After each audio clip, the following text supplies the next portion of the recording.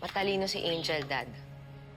Alam niya na siguro na titignan yung fingerprints, kaya malamang nag-gloves yun. Lahat to planado niya.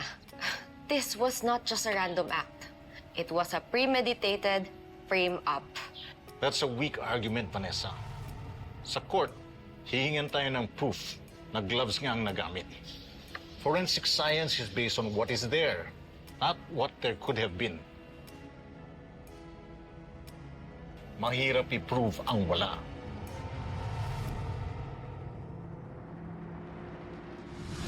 Balik pa natin sa akin. Sige, ipipigay ko sa'yo. Simula pa lang pamanyan.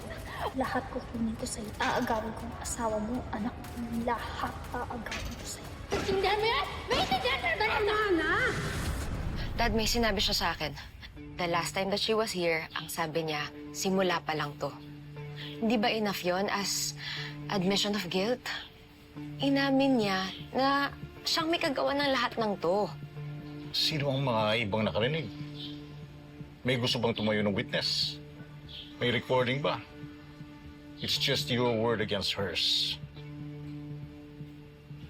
At sa ngayon, ikaw ang itinuturo ng biktima. And it's your fingerprints nasa ebidensya. Dad, please naman. Nanay niya na mismo nagsabi eh. May violent tendency talaga si Angel. Hindi siya normal, Dad. Motive, Vanessa. Anong motibo ni Angel na gawin niyang lahat nito? Bakit sisirahan niya ang tanging pamilyang tumanggap sa kanya? Ano ang proof mo na kriminal siya? Bukod sa hinala mo. Dad, dahil masama siyang tao. Yung pagiging mabuti niya, makitang tao niya lang yun. Dad, delikado si Angel. Hindi siya normal. Please naman paniwalaan niyo ako, oh.